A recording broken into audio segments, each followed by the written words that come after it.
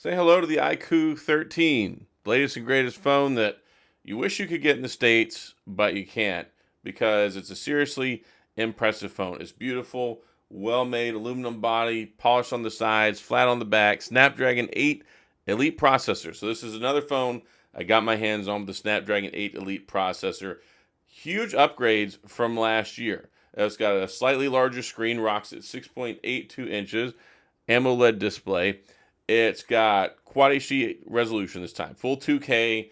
The last year, the IQOO 12 was just under 1440p. This one's full 1440p plus, which means it's got the stretch resolution for the longer aspect ratio, and it starts with 12 gigs of RAM, 256 storage, goes up to 1 terabyte, and 16 gigs of RAM, depending on what market, where you get the phone, all the good stuff.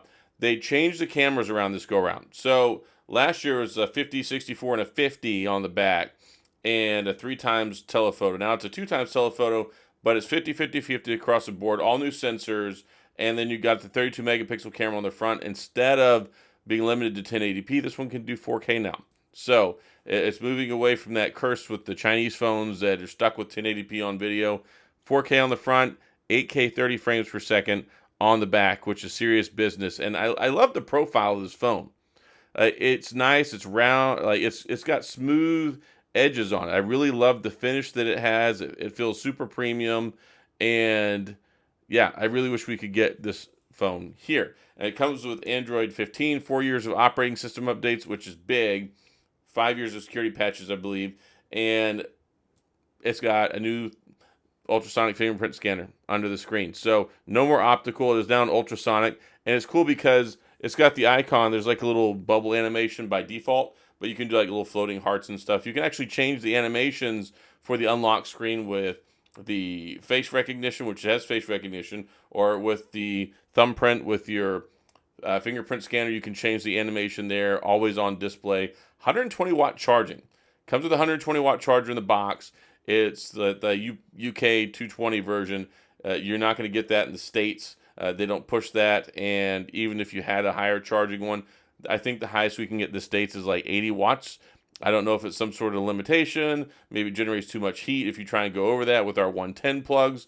I don't know. But either way, this phone's going to get fully charged with 120 watts in just under half an hour, and over a 50% charge around about in like 15 minutes. It's crazy, and it's something I wish that we could do here, but still, it does have super, super, super fast charging. And there was a little bit of confusion because some of the paperwork I was reading was like, okay, UFS 4, but then they put out a statement saying it's got UFS 4.1. Either way, I mean, it's got super fast data transfer speeds. It's got great storage on here. And starting at 256, I think is fine. I have the 512 model with the 16 gigs of RAM. This thing is a beautiful, zippy masterpiece of a phone. Like, I really like it. I love how thin it is. I love it's got a very nice standout camera bump, but it doesn't really stick out too far, unlike what you get with like the Pixel phones and things like that. And I think it looks unique. I kind of like this squared off. It reminds me of like the Apple Watch almost, like the Apple Watch, or maybe the Galaxy Watch 7 Ultra or Watch Ultra, whatever it is. I can't remember the name off the top of my head. Watch 7 Ultra. It's got kind of that squared circle appearance on the back, and it's got a nice kind of soft touch finish on here. There are a couple of colors. This is the gray one that I have, and it looks really nice. So you got stereo speakers. Speakers are solid on here. Here's the thing. I'm using it with T-Mobile. It does get 5G, but whenever you put your SIM card in, it says it's limited because it's not whitelisted. But I am getting 5G, and I'm getting 4G LTE, VoLTE, all that good stuff. So as far as signal compatibility, you should be able to use it in the States. AT&T, I don't know. Verizon, I don't know. I don't know how they handle that stuff, and I don't have a SIM card to test those with. I do have an AT&T line, but it's an eSIM. I think it's in my iPhone. So that's not going to work. It does have eSIM support, though, but I think it's only in certain countries. I don't believe it's in the U.S., unless I'm confusing it with another phone. But it does technically support eSIM, but you can use a nano SIM in here, and it's got the power button, volume rocker, and the normal storage and the normal configuration over here on the right. And this screen is beautiful. Like it's super nice. It's beautiful for playing games, and I love that we have this rounded corners but flat sides around it, which is the popular thing right now. iPhone, Samsung, Google, like everybody's kind of doing this right now, and it's probably my favorite design language change we've had on phones in a long time. I like the way it looks. I think as many phones as possible should adopt this look because it looks great. It feels great. Just over 200 grams. The pixel per inch density on here is fantastic. I think it's like just over 500 pixels per inch. So we have a slightly larger screen than last year. We have an upgraded camera system all the way around. We have the ultrasonic fingerprint scanner instead of an optical, and it's got a 6,150 milliamp battery, which is the biggest out of any phone I've tested. Even my Asus ROG phone that I tested recently has a 6,000 milliamp battery. Even the OnePlus 13, 6,000 milliamps. So they wanted to one up everybody and put a 6150 in here. So what does that mean? Snapdragon 8 Elite processor, 4 years of operating system updates, completely turned around cameras, new ones. And here's the thing. The IQOO 12 last year was one of my favorite phones. I had the BMW edition. It was really cool. And it was my first experience messing with these IQOO phones. And I was sincerely impressed with the cameras. Like, they were totally amazing. This one, I just got it a couple of days ago. I've been out of town. I've been testing on my Google Pixel Fold, Pixel 9 Pro Fold. I haven't got to doing any camera samples on this. I'm going to get some of those later. But as far as testing out the gaming, as far as playing around with it, as far as messing around with the phone, I'm really impressed. It's definitely upgraded over last year's model. And last year's model, I fell in love with that phone. It was one of my probably top 3 favorite phones of last year. I did make a review video about it. You can go back and watch that if you want. But they kind of took me by surprise. I was not expecting to like the phone that much.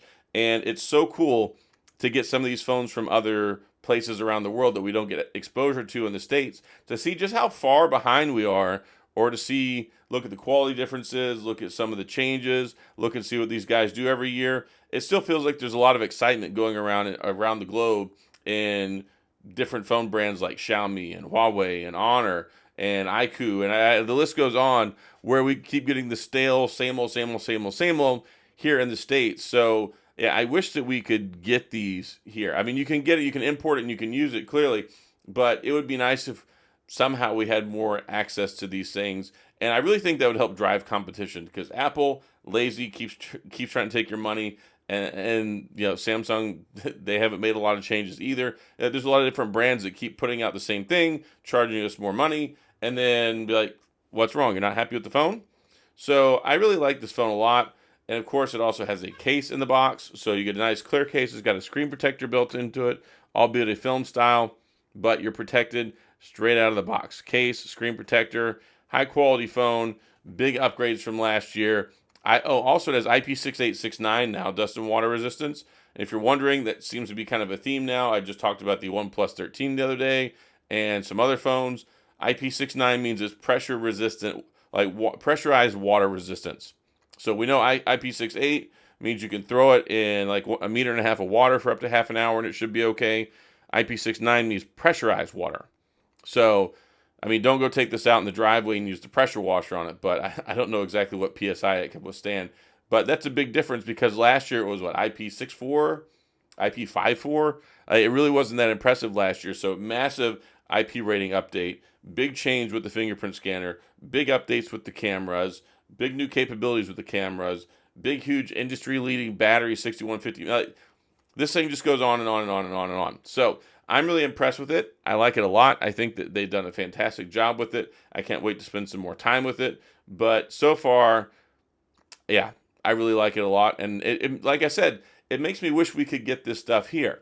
And it's one of these things where, like, I think it would stack up incredibly well against a Pixel 9 Pro XL. I think it would stack up really well against like the S25 Ultra. If the S25 Ultra has the same power and like performance chops that this thing has, you're going to be in for a great ride, because the Snapdragon 8 Elite processor is really good. I mean, each phone's going to have their different implementation, their own heat sinks, their own heat mitigation, you know, their own tuning, all that good stuff. So we'll see what happens. The S25 is right around the corner, but if you are a fan of IQOO, or you think about importing one here to the States and using it yourself, really cool. And it's even got the little LED ring on the back that works with some games and some different notifications and stuff. But so that's all I've got in this video. If you have any questions, comments, gripes, concerns, complaints, any of that stuff, please go to the comment section. I'll do my best to get back with you. If you enjoyed the video, if you found this helpful, if you like this stuff, please hit the like and the subscribe button and the little notification bell if you want updates when new videos come out. And also, I have a question.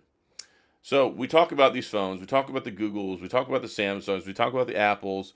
We don't talk about a lot of these other phones very often, like the Xiaomi's, Huawei's, Honors, Oppo, all that good stuff. Would you even consider getting one of those? Like, always in the comments, I'll make a Samsung video, I'll make an iPhone video, and someone's like, hey, don't buy this, go buy the Xiaomi, or don't buy this, go buy the Oppo. And I'm like, okay, most people wouldn't really consider that, but as people who I think are kind of novices out there in the phone fan community, who I know my guys and gals that watch my channel are a little bit more well versed than somebody who just walks into an AT&T and gets an iPhone every year. Do you entertain the idea of getting a international phone and using it here, or have you in the past? Or does looking at the landscape in the U.S. make you more interested in phones like these? Sound off in the comment section. I'd love to talk about it. And as always, thanks for being here. I appreciate you watching. Have a wonderful Thanksgiving. Have a wonderful Thanksgiving holiday. I wish you all the best. I'm very thankful for you and the time you spend each and every day watching my videos. Thank you for your support. Thank you for your comments. Thank you for your engagement. Thank you for just being the best audience out there on the internet. You guys and gals rock. I hope that you have a wonderful holiday, have some great food, spend some time with your family and friends. Or hey, maybe you're by yourself. Go to Waffle House, go somewhere, get something to eat, watch your favorite show, watch your favorite video, play your favorite video game, do some self-care. I hope everyone has a wonderful day today. And good luck if you do any shopping tomorrow. So that's all I got. As always, thanks for being here. I appreciate you watching. And I'll see you guys next time.